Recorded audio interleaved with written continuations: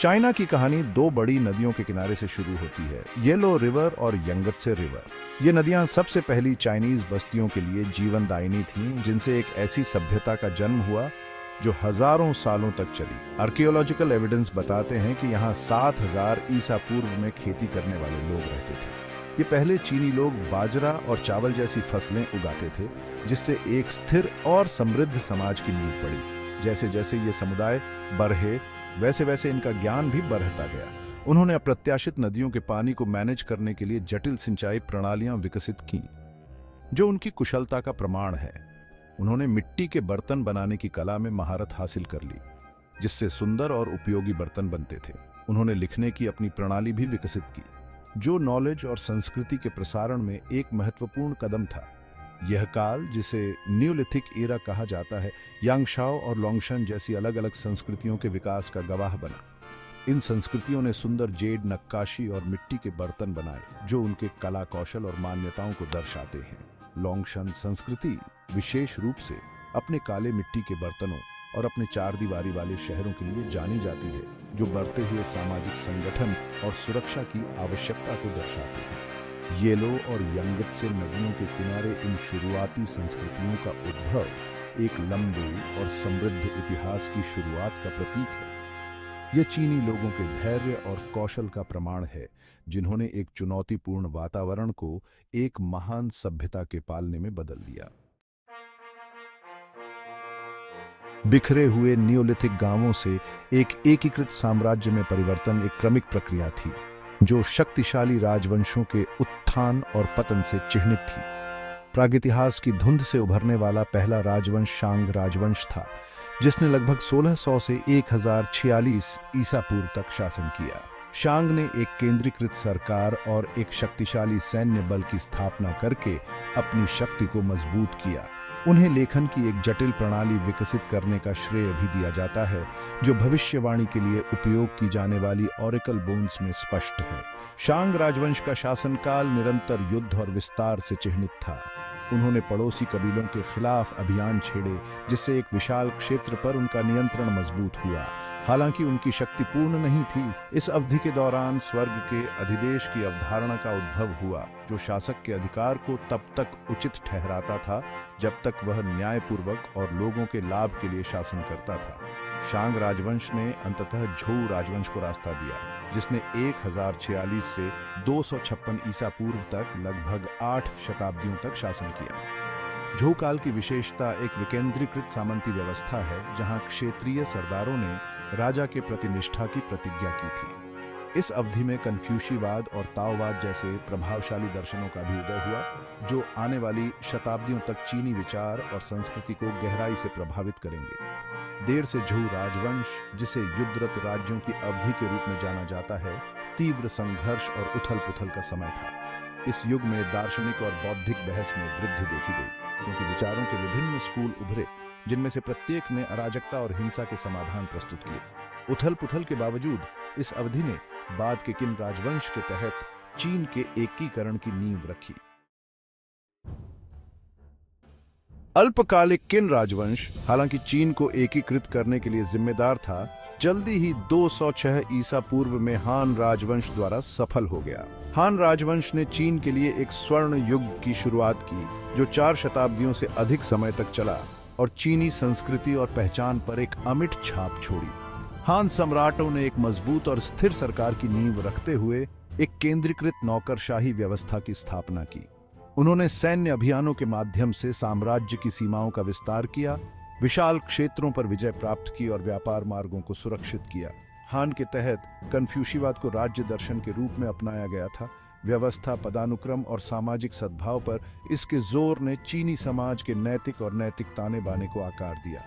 इस अवधि में कला, साहित्य और विज्ञान का विकास हुआ। कागज का आविष्कार और उन्नत खगोलीय उपकरणों का विकास इस युग में उभरे तकनीकी नवाचारों के कुछ उदाहरण हैं। हान राजवंश का प्रभाव चीन की सीमाओं से बहुत दूर तक फैला हुआ था। इस समय के दौरान सिल्क रोड की स्थापना ने पूर्व और पश्चिम के बीच व्यापार और सांस्कृतिक आदान प्रदान की सुविधा प्रदान की। चीनी रेशम, चीनी मिट्टी के बर्तन और चाय दूर देशों में अत्यधिक मांग में थे, जबकि बौद्ध धर्म और अन्य विदेशी विचारों ने चीन में अपना रास्ता खोज लिया। हान राजवंश की विरासत गहन है। इसे अक्सर चीनी सभ्यता की नींव माना जाता है, जो इसकी सांस्कृतिक पहचान, राजनीतिक संस्थानों और विश्व दृष्टि को आकार देती है। हान चीनी शब्द, जिसका उपयोग आज चीन में बहुसंख्यक जातीय समूह को संदर्भित करने के लिए किया जाता है, इस महत्वपूर्ण राजवंश के स्थायी प्रभाव का प्रमाण है। भाग 4। सिल्क रोड पूर्व और पश्चिम के बीच एक पुल। दूसरी शताब्दी ईसा पूर्व से 15वीं शताब्दी के मध्य तक सक्रिय सिल्क रोड केवल एक व्यापार मार्ग से कहीं अधिक था। यह आपस में जुड़े हुए रास्तों का एक नेटवर्क था जो 4000 मील से अधिक लंबा था, जो पूर्व और पश्चिम को जोड़ता था। इस प्राचीन नेटवर्क ने उन सभ्यताओं के लिए इतिहास के पाठ्यक्रम को हमेशा के लिए बदलते हुए वस्तुओं, विचारों और संस्कृति के आदान प्रदान को सुगम बनाया जिन्हें इसने छुआ था। ये इस मार्ग के साथ था कि चीनी रेशम, जो अपनी गुणवत्ता और सुंदरता के लिए अत्यधिक बेशकीमती था, ने पहली बार पश्चिम में अपना रास्ता बनाया, जिससे मार्ग को इसका प्रसिद्ध नाम मिला। हान राजवंश की राजधानी चांगान के चहल पहल भरे बाजारों से रेशम, चाय, चीनी मिट्टी के बर्तन और मसालों से लदे हुए कारवां पश्चिम की ओर जाते थे। उन्होंने विश्वासघाती पहाड़ी दर्रों और विशाल रेगिस्तानों को पार किया, कठोर मौसम और डाकुओं के हमेशा मौजूद खतरे को बहादुरी से झेला। महीनों की कठिन यात्रा के बाद वे मध्य एशिया, भारत, फारस और यहाँ तक कि रोमन साम्राज्य में अपने गंतव्यों तक पहुँचते थे। सिल्क रोड एक तरफा रास्ता नहीं था। अपने उत्तम सामान के बदले में चीनियों को पश्चिम से विदेशी सामान प्राप्त हुआ। मध्य एशिया के घोड़ों को उनकी ताकत और गति के लिए अत्यधिक बेशकीमती माना जाता था, जबकि अंगूर, अल्फाल्फा और अखरोट पहली बार चीन में लाए गए थे। इन भौतिक वस्तुओं के साथ सिल्क रोड ने ज्ञान, धार्मिक विश्वासों और कलात्मक शैलियों के प्रसारण को सुगम बनाया। भारत में उत्पन्न बौद्ध धर्म को चीन में उपजाऊ जमीन मिली, जो सिल्क रोड के साथ तेजी से फैल रहा था और चीनी कला, दर्शन और आध्यात्मिकता को गहराई से प्रभावित कर रहा था। चीन के विकास पर सिल्क रोड के प्रभाव को कम करके नहीं आंका जा सकता है। ये धन लाया, तकनीकी नवाचार को बढ़ावा दिया और चीनियों को नए विचारों और संस्कृतियों से अवगत कराया। हालांकि समय के साथ इसका महत्व कम होता गया, लेकिन सांस्कृतिक आदान प्रदान और अंतर संबंध के प्रतीक के रूप में इसकी विरासत आज भी प्रबल है। भाग 5। सुई और तांग संस्कृति और कला का उत्कर्ष। हान राजवंश के पतन के बाद चीन ने लगभग 4 शताब्दियों तक विभाजन और अस्थिरता की अवधि का अनुभव किया। हालांकि विखंडन का यह युग 581 ईस्वी में सुई राजवंश के उदय के साथ समाप्त हो गया। हालांकि अल्पकालिक सुई राजवंश ने चीन को फिर से एक करने और बाद के तांग राजवंश के लिए नींव रखने में महत्वपूर्ण भूमिका निभाई, जो एक नए स्वर्ण युग की शुरुआत करेगा। 618 से 907 ईस्वी तक शासन करने वाले तांग राजवंश को अक्सर चीनी सभ्यता का शिखर माना जाता है। तांग सम्राटों ने एक मजबूत केंद्र सरकार की स्थापना की, साम्राज्य के क्षेत्रों का विस्तार किया और एक जीवंत महानगरीय संस्कृति को बढ़ावा दिया। राजधानी शहर चांगान दुनिया का सबसे बड़ा शहर बन गया, जो संस्कृतियों का एक पिघलने वाला बर्तन था और व्यापार, कूटनीति और कलात्मक नवाचार का केंद्र था। तांग के तहत कला और साहित्य का विकास हुआ। कविता विशेष रूप से नई ऊंचाइयों पर पहुंची, जिसमें ली बाई और डूफू जैसे प्रसिद्ध कवियों ने अपने अमर छंदों में युग के सार को कैद किया।